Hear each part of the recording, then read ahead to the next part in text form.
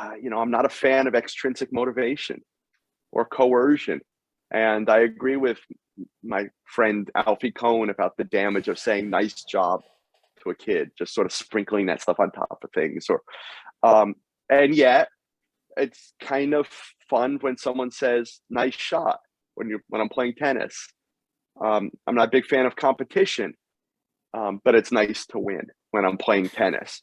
So I've wrestled with that sort of confirmation, and I reconcile it as no one knows better than I do whether was a good shot or not. So it's just confirmation of something I already know. I'm an adult. This is voluntary. It's non-coercive.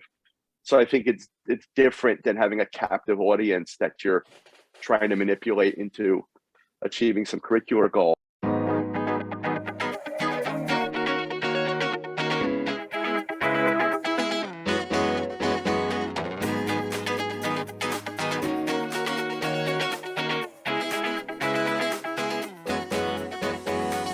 Gary Stager, ladies and gentlemen. Gary's been a long time mentor, colleague, teacher of mine.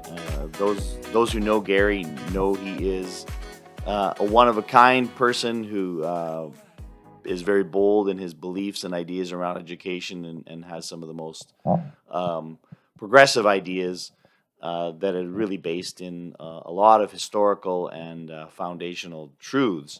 But today, we're not talking about education, although you could hear from that little intro that he's always thinking about that one. Gary found the game of tennis, which I just, when I saw it, I found it really, really intriguing that he, through the pandemic, discovered tennis. Gary's not somebody that you typically think of as the highly athletic. At the same time, I just think it's fantastic that he's done this. And as I've kind of mentioned a number of times, this whole podcast is really somewhat inspired by Gary and his statement that what children need is for us to be interesting adults. And Gary is indeed an interesting adult. He has many other hobbies and interests besides tennis, but this was a new one. And so enjoy my conversation with Gary Stager and his newfound love of the game of tennis. Anytime I can do anything physical, I remember that I was the kid who had special gym in elementary school. And so learning how to ski when I was about 27, 28 was extraordinary. And what better way to celebrate the pandemic than having all of my work disappear than to join two tennis clubs and start playing a lot of tennis. The origins for it were trying to get a little healthier. I'd at various times in the last decade or so had, gone to the gym and done stuff and never managed to lose any weight. And I've always had bad legs, and it was starting to affect my back. And I've got a fabulous orthopedic surgeon. And right around the start of the pandemic, I was having some real pain, and I went to him, and he said, "You have to get some cardio." And I thought, "Oh God, I hate the dump of the machines." And okay, I need to do something. And there was a health club that we'd been members of for years that had 15 tennis courts, but we never played tennis because why pay extra for tennis? Since one, I don't play tennis, and two, I was traveling 250,000 miles a year, kind of like a third to a half of the calendar. So it wouldn't make any sense to pay the extra money to be part of the tennis club. And so I decided to find out how much it would cost to join to play tennis. And at first I started by just taking a weekly lesson, which let me play with a pro during the lesson, but then wouldn't allow me to play tennis otherwise. And then I started finding out about they have Friday night drop-in doubles. So I started going to that, playing with the sort of group of folks that I affectionately call the maniacs. And then started going to a couple other workouts and made some friends and decided to pay for the tennis. And then once I started playing a bunch of tennis and I started getting healthier, seeing some progress, I decided I needed more tennis because the problem with tennis, like many things in life, is people. And aside from having to deal with people, you have to have people to play with. So the sister tennis club on the other side of town had a Monday night drop-in doubles session. So I joined the second tennis club so that I could play an extra night a week there. And then I started walking to and from the club. So it's a little less than 2 miles each way. So I schlepped to the club and then I schlepped back after playing, so that it's increased my number of steps and the calories that I'm burning. And my Apple Watch is like the greatest Pavlovian device ever. That keeps me honest. My move goal keeps getting harder for some reason. I'm not quite sure about the science of that, but it's driving me nuts. And now I'm up to playing between 4 and 6 times a week. And when I think about tennis, like of all And of by the way, I sports, suck at it.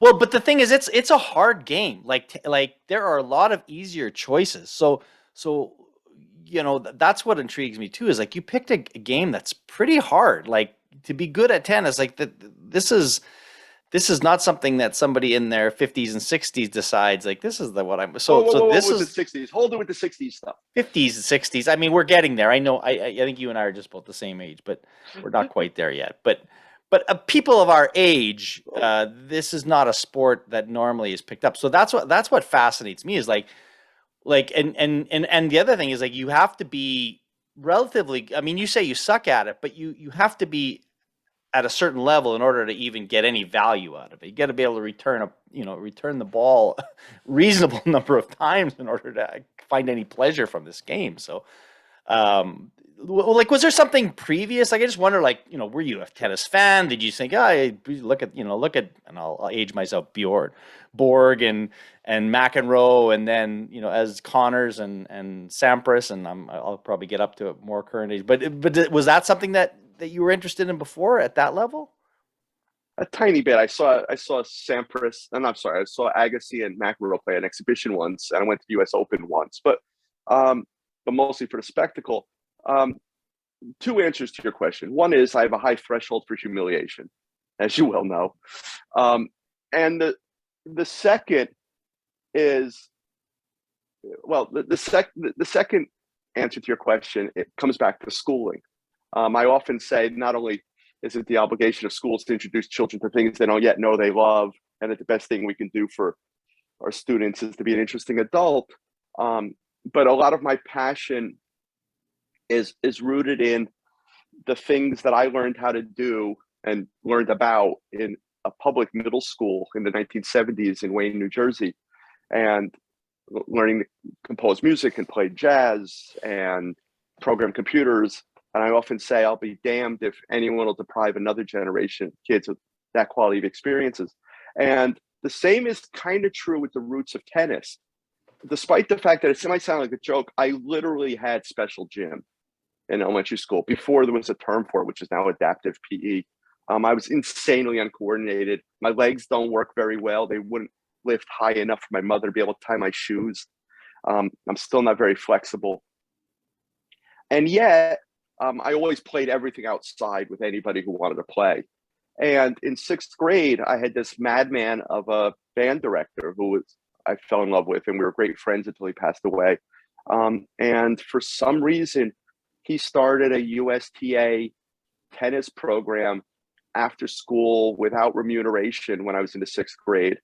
And we, bounced the ball against the wall and learned to handle a racket and things. And I played a little teeny bit as a kid, but never competitively or anything. And then didn't really play again.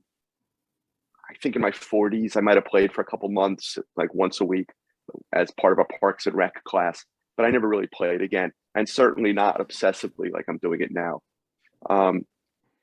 So yeah, I basically started at about 57.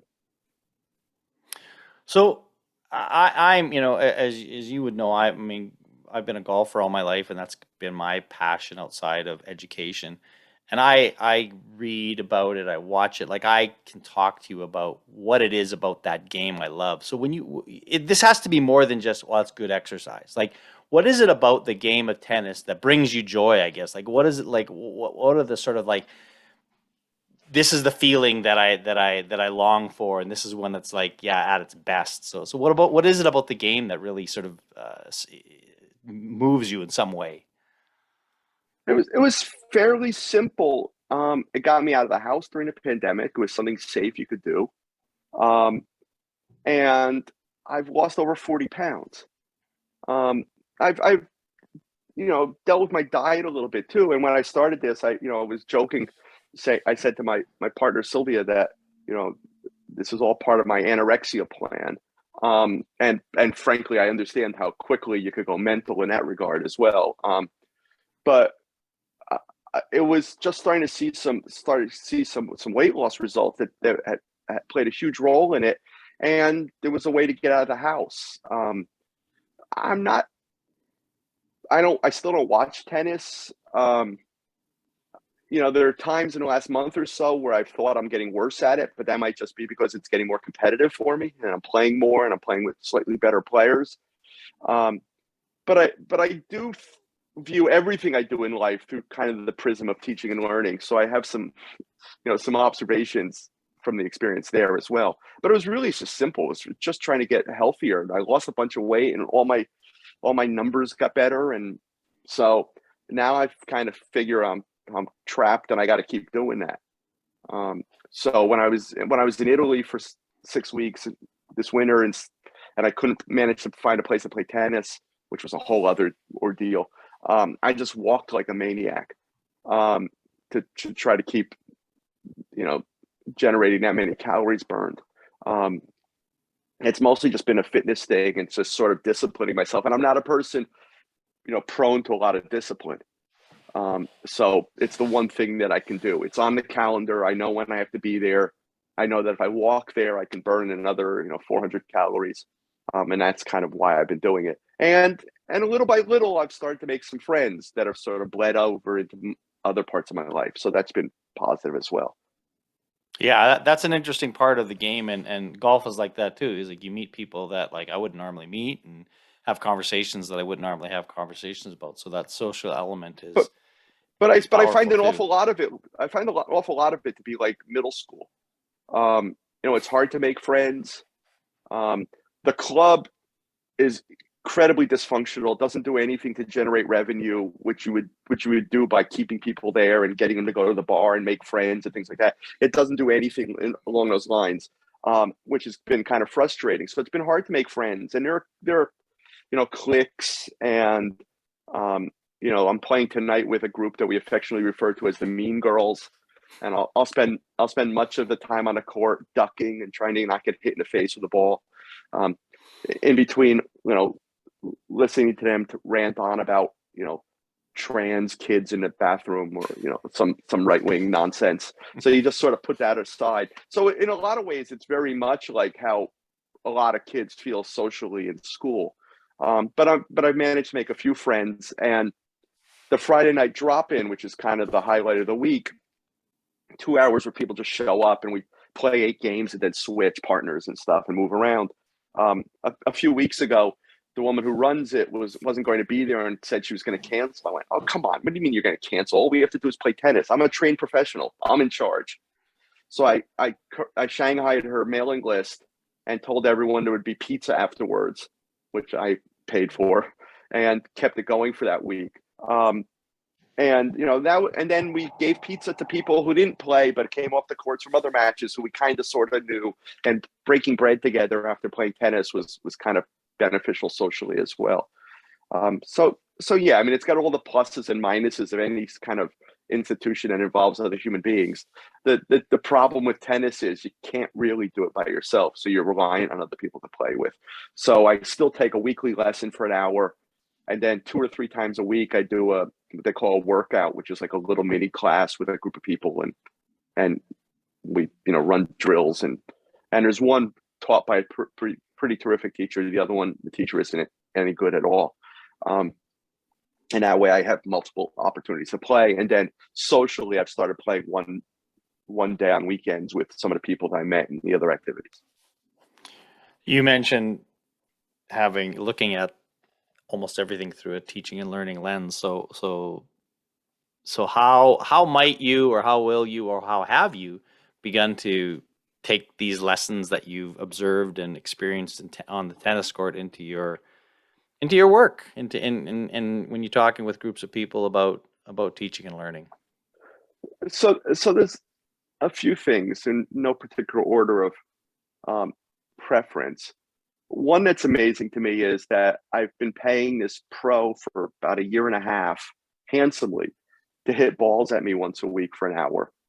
And after about a year of taking lessons with him, I found out that he was a jazz pianist.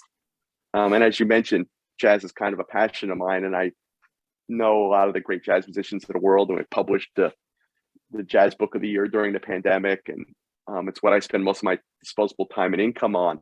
And to find out that this guy and I shared something other than him hitting tennis balls at me was interesting. But it was also interesting that it took a year for me to know anything about the guy that I was paying to take lessons from. And the same guy, once I disabused him of the notion that I was playing tennis to head for Wimbledon, um, and that I just needed someone to hit balls at me for an hour, and occasionally I'd have questions about something I wanted to work on. Um, things, the lessons have been valuable.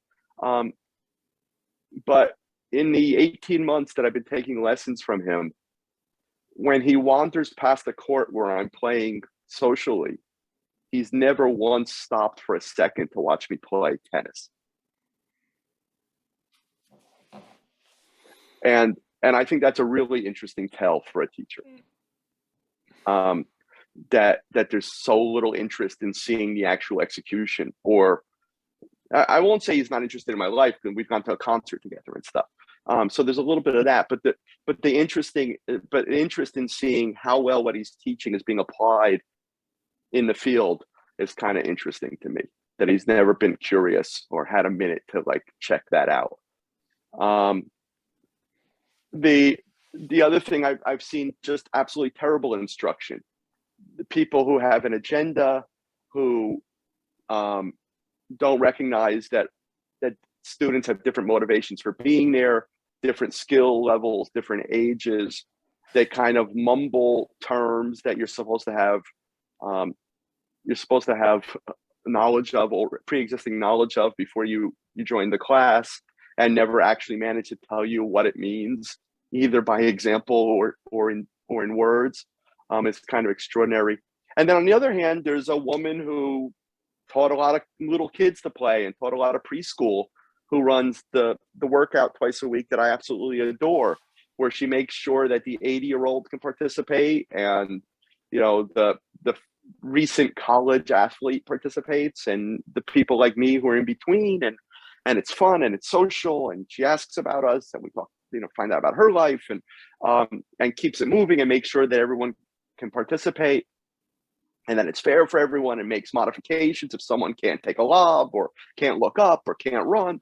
And it reminds me of an experience that I had with my great mentor and colleague and friend Seymour Papper, when we were working together creating a high-tech, constructionist, project-based, alternative, multi-age learning environments out of prison for teenagers. I fought like hell to make sure that in order to maintain cohesion and community in the classroom, that we would do everything together, including PE. And I remember once taking the whole group of kids who were like 13 to 21 years old, and there were boys and girls, and different levels of athletic ability, to the gym. And we played wiffle ball or basketball or something for an hour, and I can't remember which, but I made sure it was fair for everyone to participate. Everyone, got their heart rate up and got a little bit of exercise and had a good time. And it was a constructive use of the hour. And on the way back to the classroom, Seymour Papert turned to me and asked, "How do you know how to do that?" And, the way I know how to do that is I worked at a summer camp for a number of years, but I'm also a trained preschool for 8th grade teacher, but not everyone has those abilities. The other thing I've thought a lot about is, I'm not a fan of extrinsic motivation or coercion. And I agree with my friend Alfie Cohn about the damage of saying "nice job" to a kid, just sort of sprinkling that stuff on top of things. And yet, it's kind of fun when someone says nice shot when I'm playing tennis. I'm not a big fan of competition, but it's nice to win when I'm playing tennis. So I've wrestled with that sort of confirmation, and I reconcile it as no one knows better than I do whether was a good shot or not. So it's just confirmation of something I already know. I'm an adult. This is voluntary. It's non-coercive. So I think it's different than having a captive audience that you're trying to manipulate into achieving some curricular goal. But even the Apple Watch, and it's sort of taunting me into getting off my butt and doing something. Not wanting to disappoint it. I find myself actually talking in those terms. If I don't want to disappoint the watch. So there are times where I've come home at 11:30 at night and gone for a walk through my neighborhood to get some more steps in, so that I closed the ring so that the watch isn't upset with me. And one day something went haywire with the battery, and I lost like 200 straight days of meeting my move goal, and it was infuriating. So there were those kinds of lessons, and then there's also, this is kind of more esoteric. A lot of times during my lesson where it's one-on-one, I've had to say to the teacher, well, that's theoretical tennis, because the maniacs I play on Friday night don't hit the ball there. They hit the ball there.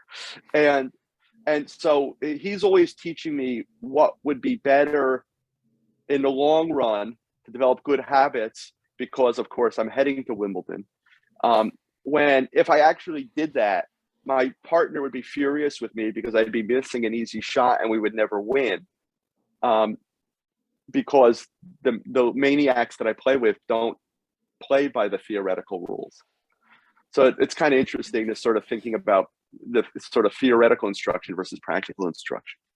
And I'm kind of strong-willed enough at this point to be able to dismiss the part that I know isn't viable at the very moment, and take it with a grain of salt, and ask a specific question that can help me get to the next step that I think I need to get to. But maybe I'm wrong. He could be completely right. But well, no, that's really, I relate to a couple of those, like the one with with the Apple Watch.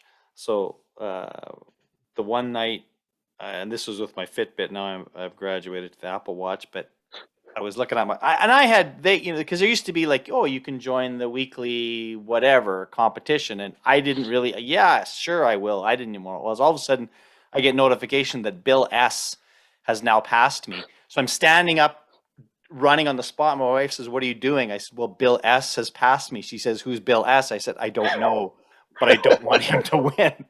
And it was at that moment that, because I'm like you, I thought, like, I preach about intrinsic motivation and I preach about it. So how do I sort of wrap my head around the fact that, I mean, at least I'm aware enough to know the ridiculousness and the absurdity around it, and allowing myself to, okay, I get this is really stupid, but if it's going to get me to the next level, I mean, I don't know if it's sustainable. I think at the end of the day, I don't know if that, I mean, maybe for some people that does it, but that's the one thing. And then the other thing you talked about is like, which I hadn't really thought about, is like, so the story I would relate to in golf is, if you're in a sand trap beside a green, there's a proper way to hit that shot. And and they say, well, it's easy. You hit behind the ball and the sand takes the ball out, and it's this really elegant swing. Well, I got a buddy who takes his putter and he puts it out of the sand, and it looks really amateurish, but it's effective.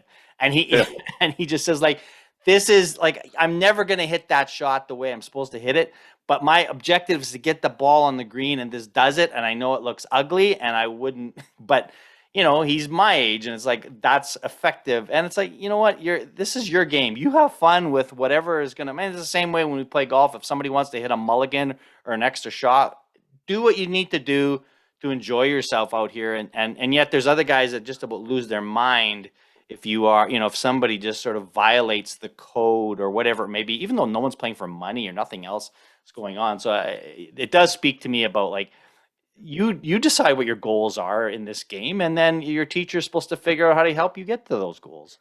There's some drills we do in the workouts where, there's usually, 4 people on the court, but there's sometimes 5, 6 to 10 people at the workout.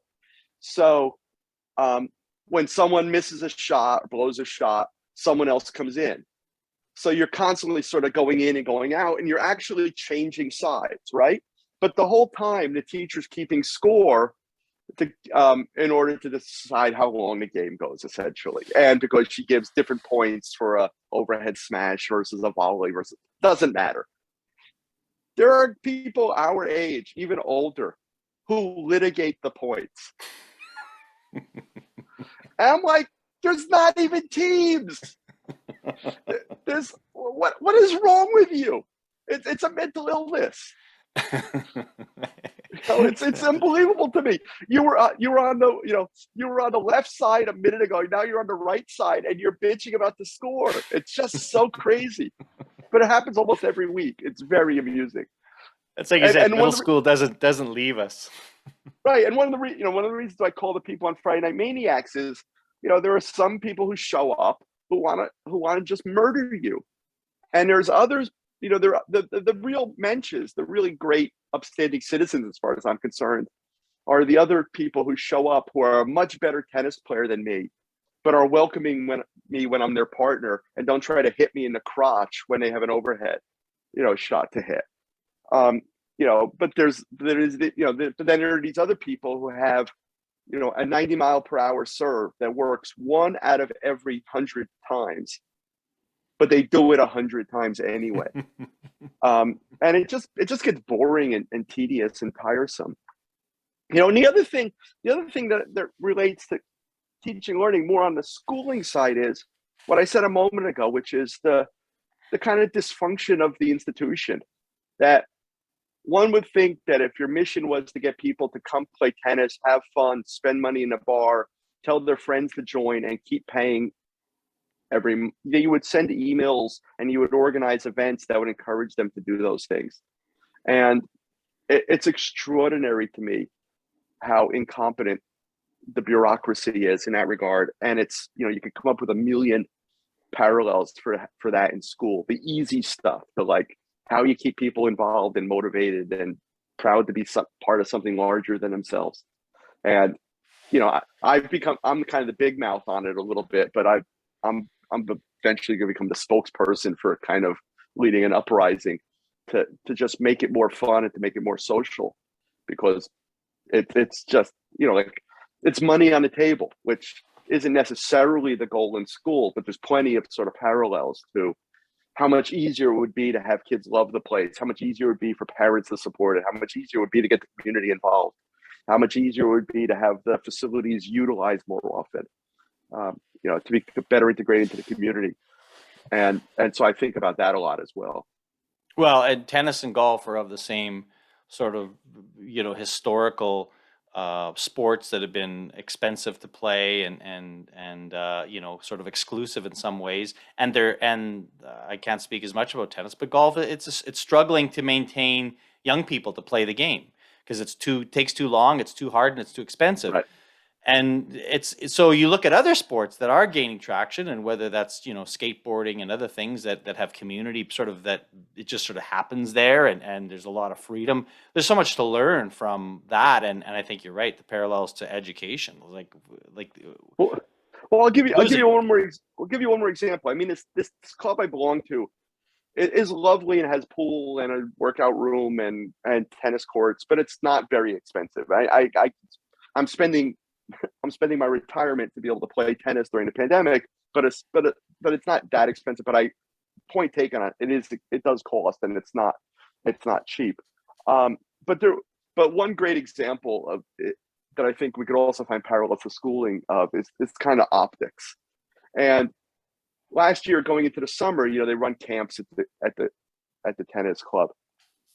So there was a box in a prominent location right outside when you walk through the lobby of the place that said, "Please donate your old rackets for kids at camp."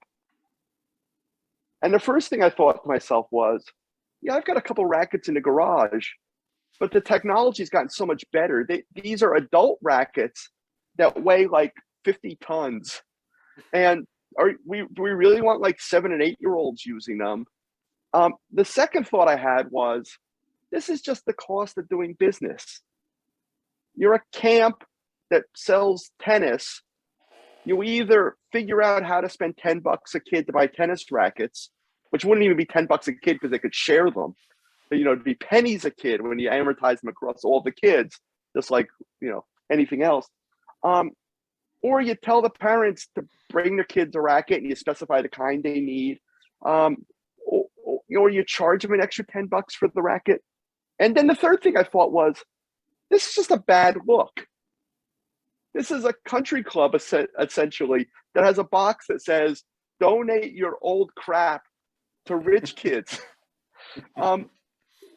This wasn't we're turning rackets into food stores for people in the developing world. It's like, this is like giving bad rackets to rich kids. And and I was, it's the kind of stuff I see in schools, and I'm sure you do on a regular basis, where I don't hesitate to go up to the principal and say, that has to go now. That, has anyone given this a second thought? When you walk into the school of the future, this spectacular piece of architecture, and you open the front door to the place and you see truant officer, painted on the door. Is that really the model of the school of the future you want? You want people to see from the street? It's like, I see that stuff and I take note of it. And when I'm working in schools, I go, hey, knucklehead, come on. Or for God's sakes, here's $20, go buy 2 rackets. So that kind of amuses me as well. Well, this has been great just to hear your story, and I know that if you're getting into something, you're going to have all kinds of perspectives that perhaps not everybody has, but I think as you share them, I certainly can relate to them. Can I share one more? One more. More. I mean, we're talking about music and stuff. So jazz is my thing, but I always feel like I should have even more culture. At times I've had a subscription to the Los Angeles Philharmonic, and Gustavo Dudamel is the wunderkind, fantastic 30-something-year-old conductor who they hired at 25 from the Venezuelan Youth Orchestra program. He came through the El Sistema, which was the national model of youth orchestras in Venezuela, where they said, if you give a child a violin, she'll never pick up a gun, and it's a way of creating community and social cohesion and being part of something bigger than yourself. And from the first moment you can play a note, you're part of an orchestra, even if it's only playing one note in 15 minutes. You're playing Mahler and you're part of something bigger than yourself. And Dudamel has brought a great life and both vitality to the Los Angeles Philharmonic. And I went to a concert Thursday night. He's doing three Stravinsky programs. And I went to a concert last Thursday night, brought a new friend from tennis, because part of my ministry is always introducing people to culture and to experiences they wouldn't have had otherwise. And I went because they were playing Stravinsky's Rite of Spring. But the other thing that was stunning was they played a world premiere composition by a 30-year-old Argentinian composer, where after the piece, Dudamel pointed to him in the audience and waved him up on stage to come and take his bows and hug him and embrace him for his music being performed for the first time from an audience. And then they played a 20th century piece by another Argentinian composer. And I'm going to see Stravinsky's Petrushka Thursday night and the Firebird Saturday night. And in each case, there's a brand new piece composed by a young Latin American composer and another piece by a Latin American composer. And I think in a time of DEI and CRT and hysteria about books and history and culture, there's an awful lot to learn about curriculum design and teaching from this sort of tacit example that this great maestro is sharing with a community. Because like you said, golf has a specific audience, tennis is a specific audience traditionally, so does the symphony. And having the audience come see something that they know and love, but making sure they have to sit through something new by someone young, and recognizing that we live in a multicultural world, particularly Los Angeles, which is part of Latin America, and that there's a culture of Latin American music that should be honored. along with the European greats, I think is extraordinary. And it's not heavy-handed. He's leading by example. He's teaching by example and by creating a new experience for people. And I think that, like I said, there's an awful lot for educators to learn from that as well. Don't awesome. talk. Absolutely. Less us, more them. I heard somebody say that one Yep. time too. Hey Gary, thanks for this. Thanks, mate. This is fascinating. I'm going to keep watching your progress. Thank you for sharing it, and I look forward to. We'll play somewhere down the line. Yeah, I mean, I would be terrible because I haven't played it for years. But if you're okay playing, we just got a Top Golf near us, which I have no idea what it is, but it's enormous and it's packed all the time. Yeah, it's easy. It's like you're eating pizza and drinking beer and just hitting balls and whatever you do, you do. So like that's an example of like making a little bit more accessible. It's not that cheap, but it is a more accessible way of introducing. But right. anyways, and good luck. You're looking great. I will admit it, man. You look. You probably had to spend a bunch of money on new clothes now. So. Don't even ask. Yeah, yeah, absolutely. So thanks, man. Hopefully one of these days we'll line up at a conference somewhere and we'll talk some more. Look forward to it. Thanks, mate. All right, we'll see you.